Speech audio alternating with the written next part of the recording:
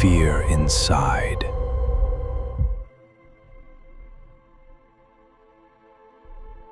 Ethan Cole had never been good at hearing people in crowded places. He had lost most of the hearing in his left ear after an accident when he was 17, and even with his hearing aid, voices often sounded like distant whispers when there was too much noise around him. He had learned to live with it. He watched people's faces carefully, read lips when he could, and always kept the volume on his phone high enough to hear important calls. But there was one thing Ethan never expected his hearing problem to save him from: the voice that nobody else could hear. It was almost midnight when Ethan left his cousin's house in a small town outside Cleveland, Ohio. A winter storm had started earlier that evening, covering the roads with thin ice. He had planned to stay the night, but his manager called and told him he had to be at work early the next morning. Ethan decided to drive home. The trip should have taken less than an hour. 20 minutes into the drive, his GPS suddenly stopped working. The screen went black, then came back on with a strange message. No signal. Ethan sighed and continued down the highway. The snow became heavier. A few miles later, he saw a small sign pointing toward an old roadside motel. Ethan normally would have ignored it, but his car suddenly began making a loud clicking noise. He pulled over. The engine died. Ethan tried restarting it 3 times. Nothing. He grabbed his phone and checked for service. 1 bar. He called roadside assistance, but the call dropped before anyone answered. Then he noticed the motel sign again. It was barely visible through the snow. Motel 6. He walked toward it carrying his backpack. The motel looked abandoned. Half the windows were dark, and several letters from the sign had fallen off, but one room had a light on. Room 12. Ethan knocked at the office door. No one answered. He knocked again. A bell rang somewhere inside. Then he heard footsteps. The door opened slightly. An old man stood behind it. He stared at Ethan without saying anything. Ethan explained that his car had broken down. The old man slowly handed him a key. Room 12. Ethan asked how much the room cost. The old man pointed toward a handwritten sign, $20, cash only. Ethan paid him and walked toward the room. As he opened the door, he noticed something strange. There was a second lock on the outside of the door. Not inside. Outside. Ethan stared at it for a moment. Then he looked back toward the office. The old man was watching him. Ethan quickly entered and locked the door. The room smelled like dust and old wood. There was a bed, a small television, and a table beside the window. Ethan plugged in his phone and sat down. Around 1:20 a.m., he heard someone walking in the hallway. Slow footsteps. Step, step, step. Ethan looked through the peephole. Nobody was there. The footsteps stopped directly outside his door. Then came 3 knocks. Knock, knock, knock. Ethan waited. Nothing. He looked through the peephole again. Still nobody. Then he heard a woman's voice. Ethan. He froze. His first thought was that someone had mistaken his name. He stayed silent. The voice came again. Ethan, can you hear me? Because of his hearing loss, the voice sounded strangely clear. It came through his left ear, the ear that normally heard almost nothing. Ethan slowly moved closer to the door. "Who are you?" he asked. No answer. He opened the door slightly. The hallway was empty. He stepped outside. The room across from him was numbered 13. The door was slightly open. Inside was complete darkness. Ethan closed his own door and went back inside. At 2:03 a.m., someone knocked again. This time there were 4 knocks. Ethan checked the peephole. The hallway was still empty. Then the voice whispered, "Don't open the door." Ethan stepped backward. He suddenly realized the voice was coming from inside his room. He turned around. Nothing. "Don't open it," the woman whispered again. Ethan's phone began ringing. The screen showed unknown caller. He answered. For several seconds, there was only static. Then a man's voice said, "Whatever you hear next, don't believe it." Ethan's blood ran cold. "Who is this?" The man didn't answer. Instead, he said, "You are in room 12, right?" Ethan slowly looked at the door. "Yes," the man whispered. "Then you're already too late." The call ended. A second later, someone began pounding on the motel door. Ethan jumped. "Open the door!" A man's voice shouted from outside. It sounded exactly like the man from the phone. "Ethan, I'm here to help you." Ethan didn't move. The woman whispered from behind him, "That's not him." Ethan turned around. A woman was standing beside the bathroom door. She looked about 30 years old. Her clothes were covered in snow and her hair was dripping wet. Ethan couldn't understand how she had entered the locked room. "Who are you?" he asked. She pointed toward the wall. "I stayed here." Ethan looked at the wall. "When?" the woman whispered. "Tonight." Ethan's face went pale. "What do you mean?" She pointed at the clock. The digital display changed from 2:03 to 2:04. "Every night at 2:04, someone comes to room 12. Ethan asked, "Who?" She looked directly at his hearing aid. "Someone who knows you can't hear him." Suddenly, the pounding stopped. Silence filled the room. Then Ethan heard a voice from the hallway. "Ethan." He recognized it. It was his own voice. "Open the door." Ethan stepped away from it.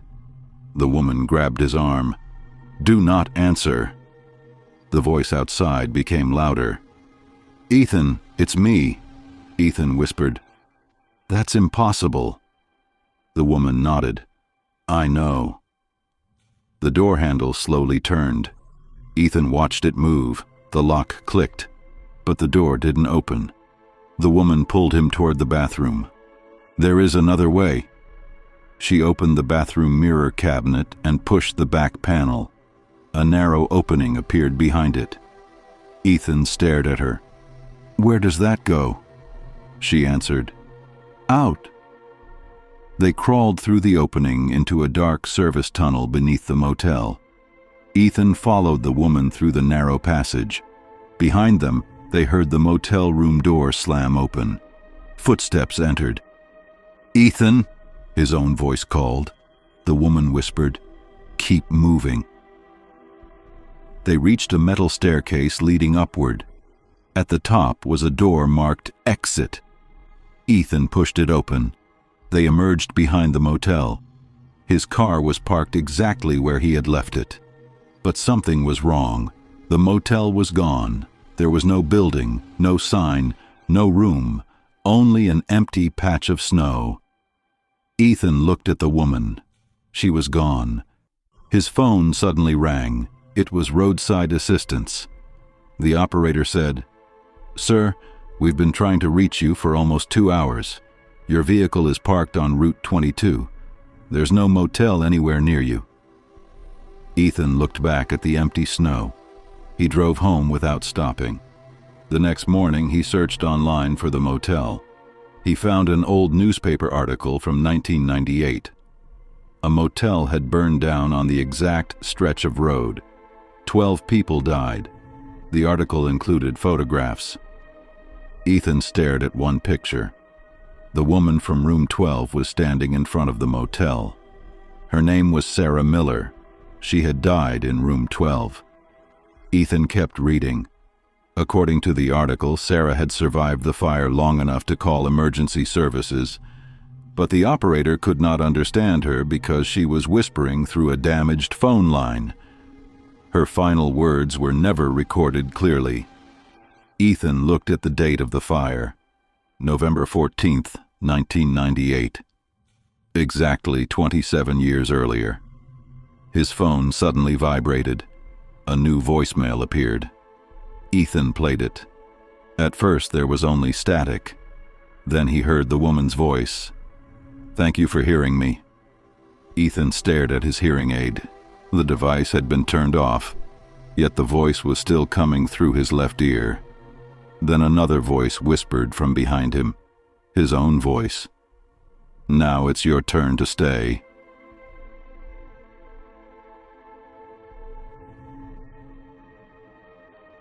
Daniel Harper was traveling through New York City when he made one mistake that he would remember for the rest of his life.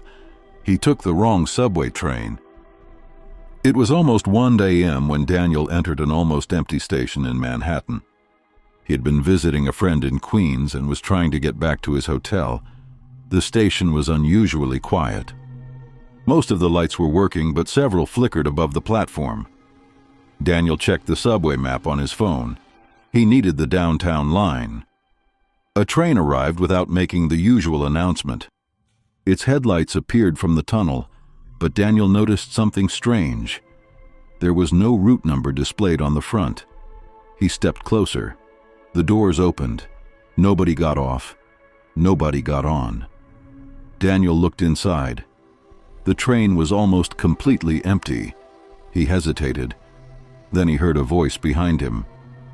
"Don't take that one." Daniel turned around. An old man was sitting on a bench. He was wearing a dark coat and holding a newspaper. Daniel asked, "Which train?" The old man pointed toward the train. "That one." Daniel looked at the empty subway. "Why?" The old man didn't answer. Instead, he looked at the clock above the platform. "It's 12:59. Daniel checked his phone. 12:59 a.m. The old man whispered, "When the clock reaches 1, don't be inside." Daniel thought the man was joking. He smiled nervously. "Thanks." The old man stared at him. "I'm serious." The subway doors began closing. Daniel stepped inside anyway. The old man's face suddenly changed. He looked terrified. The doors shut. The train started moving. Daniel found a seat and checked his phone. No service. He looked at the route map above the door. There were no station names, only numbers. 1, 2, 3, 4, 5. Daniel frowned. The train moved through the tunnel for several minutes. Then the lights went out. Daniel, subway doors. Terrified, doors shut. Train started moving. Seat, checked phone, no service. Route map, station names, numbers, frown. Train, tunnel, minutes, lights out. The emergency lights came on, casting the car in a dim red glow. Daniel looked around. The train was no longer empty. There were 6 passengers sitting in different seats. Daniel hadn't seen any of them enter. A woman sat across from him. A man stood near the door. 2 teenagers were looking down at the floor. An elderly woman was holding a child's hand. The child was staring directly at Daniel. Daniel smiled awkwardly. The child whispered something to the woman. The woman immediately looked at Daniel. Then she looked away. The train stopped. The doors opened. Outside was a subway platform. But there was nobody there. No signs, no advertisements, no lights except one small red bulb. Daniel stood up. He wanted to get off. The woman across from him suddenly said, "Don't." Daniel stopped. "Why?" She whispered, "The first station isn't for passengers." The doors closed again. The train continued. Daniel checked the time. 1:17 a.m. He had been on the train for 18 minutes, but it felt like hours. Suddenly his phone received a message. "Unknown number. Get off at station 9. Daniel stared at the screen. He didn't know there was a station 9. Another message arrived. "Do not get off at station 8. Daniel looked at the woman. "Who is sending these?" She looked at his phone. "The train." Daniel laughed nervously. "That's impossible." The woman replied, "So is this train." The train stopped again. This time the doors opened onto a station filled with people. Hundreds of them stood silently on the platform. They were all facing the train. Daniel looked at their faces. None of them moved. Then he noticed something. Every person on the platform looked exactly like someone who had been sitting inside the train. The man near the door, the elderly woman, the teenagers, even the child. Daniel turned toward the passengers. They were still sitting there. The same people were outside. The woman whispered, "Don't let them see you looking." Daniel looked down. The doors closed. The train continued. Daniel's breathing became heavy. "What is this?" The woman finally looked at him. "A train for people who missed their stop." Daniel said, "I haven't missed my stop." She shook her head. "You have." The lights suddenly returned to normal. The passengers were gone. Daniel was alone. The route map above him now displayed a single station. 9. The train began slowing down. Daniel stood near the door. His phone buzzed again. "Get off." The train stopped. The doors opened. Daniel stepped onto the platform. The doors immediately closed behind him. The train disappeared into the tunnel. Daniel looked around. The platform was completely empty. A sign above him read, "Platform 9."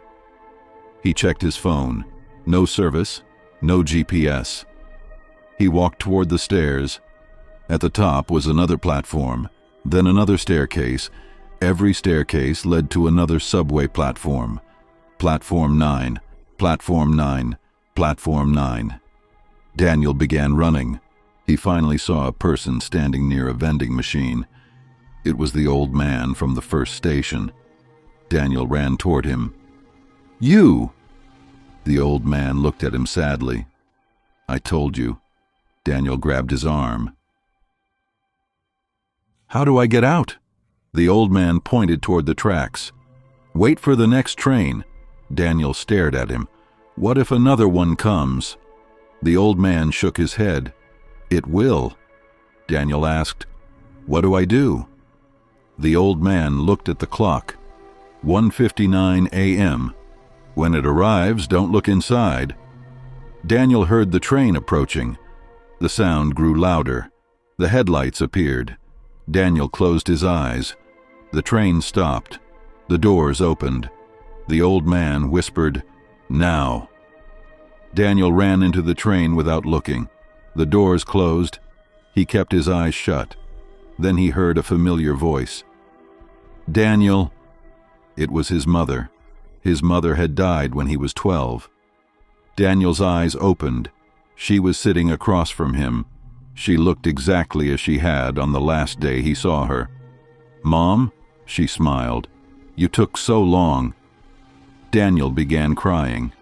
She reached toward him. "Come sit with me." Daniel stood frozen. Then he remembered the old man's warning. "Don't look inside." Daniel closed his eyes again. "You're not my mother." The woman stopped smiling. Her voice changed. "Daniel." The train shook. "Open your eyes." Daniel refused. The voice became angry. "Open your eyes." He kept them shut. Suddenly the train stopped. The doors opened. Cold air rushed through the car. Daniel heard dozens of voices whispering his name. He opened his eyes. The train was empty. He stepped outside. He was standing in the subway station where he had first entered. The clock showed 2:01 a.m. Only 2 minutes had passed. The old man was gone. Daniel ran upstairs and emerged onto the street. Everything was normal. Cars moved, people walked, taxis passed. He checked his phone. He had full service. His friend had sent him a message asking where he was. Daniel looked back at the subway entrance. He noticed a small sign he had never seen before. Closed after midnight. Daniel went back to his hotel and tried to forget the entire thing. The next morning, he searched online for the station. He discovered that the station had been closed for decades after a train accident. The accident occurred at 1 a.m. 37 passengers disappeared. No bodies were found. Daniel looked at the old newspaper photograph. The picture showed the passengers who had disappeared. He recognized every single person from the train. Then he noticed something that made his blood run cold. The old man was in the photograph too. Daniel zoomed in. The newspaper had been printed 40 years ago. Daniel's phone suddenly buzzed. One new message appeared. Unknown number. Next time, don't get off. Daniel stared at the message. Then, from somewhere beneath the hotel floor, he heard a subway train passing. The hotel was 15 blocks away from the nearest subway line.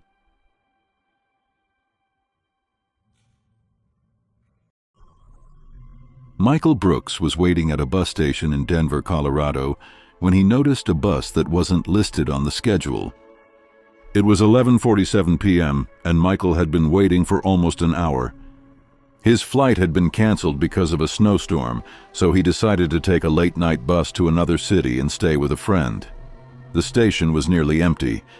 A security guard sat behind a glass window, watching a small television. 2 passengers were sleeping on benches. A vending machine hummed in the corner. Michael checked the electronic schedule. His bus was supposed to arrive at 12:15 a.m. Then the lights flickered. The screen went black for a few seconds. When it came back on, one additional bus appeared on the schedule. Route 47, arrival 11:59 p.m. Michael frowned. He had never heard of Route 47. He walked to the security guard. "Excuse me, do you know where Route 47 goes?" The guard looked at him. His expression changed. "You saw that?" Michael pointed at the screen. "It's right there." The guard slowly stood up and looked at the display. The route had disappeared. "There is no Route 47, he said. Michael laughed. "I just saw it." The guard shook his head. "If you see it again, don't get on." Michael returned to his seat. At exactly 11:59 p.m., he heard the sound of an engine outside. A bus slowly entered the station. It was old, dirty, and covered in snow. There was no company logo on it. The front display showed only one number. 47. The bus stopped directly in front of Michael. The doors opened. The driver looked at him. He was an older man with pale skin and completely gray eyes. "Going downtown?" the driver asked. Michael hesitated. "Where does this bus go?" The driver smiled. "Where you need to go." Michael looked at the station behind him. The security guard was staring at the bus with fear. Michael decided not to board. The doors closed. The bus drove away. 30 seconds later, Michael's phone rang. It was his friend. "Mike, get out of there." Michael frowned. "Why?" His friend said, "I just got a strange message from your number." Michael checked his phone. There was a text message he hadn't sent. "I got on the bus." Michael's stomach tightened. "I didn't send that." His friend went silent. Then he said, "Mike, the message came with a photo." Michael asked, "What photo?" His friend sent it. It showed Michael sitting inside bus 47. Michael looked at the picture. His face was clearly visible through the window, but the photograph had been taken from inside the bus. Michael was still standing outside. He looked toward the road. The bus was gone. The security guard approached him. "You saw it, didn't you?" Michael showed him the photograph. The guard's face went pale. "Don't answer your phone again." Michael asked why. The guard whispered, "Because it knows you're still here." Michael didn't understand.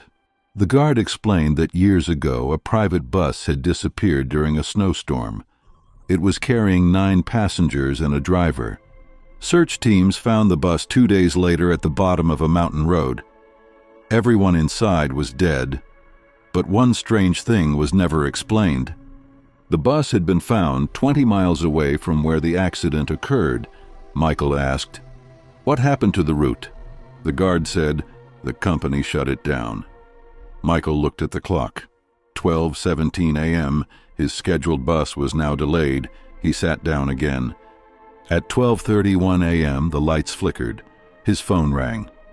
This time, the caller ID showed his own name. Michael didn't answer. The phone rang again. Then a voicemail appeared. He played it. His own voice whispered, "Don't trust the driver." Michael stopped the recording. Another voicemail appeared. "He's waiting for you." Michael looked through the station window. Bus 47 was parked outside. The driver was standing beside it. He was staring directly at Michael. Michael stepped away from the window. The driver lifted one hand and waved. Then the station lights went out. When they came back, the security guard was gone. The two sleeping passengers were gone. Michael was alone. The front doors of the station were locked. The only exit was through the bus terminal. He grabbed his backpack and ran toward the emergency door. It opened. Outside, the snow was falling heavily. Michael ran down the street. Behind him, he heard the bus engine start. He didn't turn around. The bus followed him slowly. Michael ran faster. The bus remained behind him. He reached an intersection and hid behind a building. The bus passed. Then it stopped. The doors opened. Nobody stepped out. Michael waited. After several minutes, the doors closed. The bus drove away. Michael walked back toward the station. The building looked normal again. The security guard was back behind the window. The two passengers were sleeping on the benches. Michael ran inside. "What happened?" The guard looked confused. "What do you mean?" Michael checked the clock. 11:58 p.m. He stared at it. "What time is it?" The guard answered. 11:58. Michael's phone showed 12:46 a.m. The guard looked at him strangely. "Are you okay?" Michael realized something was wrong. Time had gone backward. Then the electronic schedule turned on. Route 47, arrival 11:59 p.m. Michael grabbed the guard's arm. "Turn it off." The guard didn't move. The bus arrived again. This time the doors opened immediately. The driver looked at Michael. "Going downtown?" Michael stepped backward. "No." The driver smiled. "You already said yes." Michael heard a voice behind him. It was his own voice. "Get on." He turned around. Nobody was there. The guard whispered, "You need to leave." Michael ran toward the exit. But when he opened the door, he was standing inside the bus. The doors closed behind him. The driver started the engine. Michael screamed. "Where are you taking me?" The driver looked into the mirror. "Back to the night you disappeared." Michael looked around. The bus was filled with passengers now. Every seat was occupied. Nobody spoke. Nobody moved. Then Michael recognized one of the passengers. It was himself. An older version of Michael was sitting in the back seat. His face was bruised and his clothes were covered in snow. The older Michael slowly raised one finger to his lips. "Don't ask where we're going." Michael shouted, "Who are these people?" The driver laughed. "Passengers who never arrived." The bus entered a dark mountain road. Snow covered the windshield. Michael looked at the older version of himself. "How do I get out?" Older Michael pointed toward the emergency door. "When the bus stops, run." The bus began slowing down. The driver noticed. "Don't listen to him." The doors unlocked. Michael grabbed the handle. The bus stopped beside a forest. He jumped out and ran into the snow. Behind him, the passengers began screaming. Michael kept running until he reached a highway. A police car found him 20 minutes later. He was taken to a hospital. The officers asked where he had been. Michael told them about Bus 47. They looked at each other. One officer pulled out an old file. "There hasn't been a Route 47 in Denver for 32 years. Michael asked, "What happened to the bus?" The officer showed him a photograph. It was the same bus. It crashed in 1994. Michael stared at the photograph. 9 passengers had died. One passenger was never identified. The officer pointed at the final photograph. This was found inside the bus. Michael looked at it. The unidentified passenger was sitting near the back window. It was Michael, but the photograph was 32 years old. Michael dropped the picture. His phone suddenly rang. The caller ID showed his own number. He answered by mistake. Silence. Then the driver whispered, "You forgot your ticket." The call ended.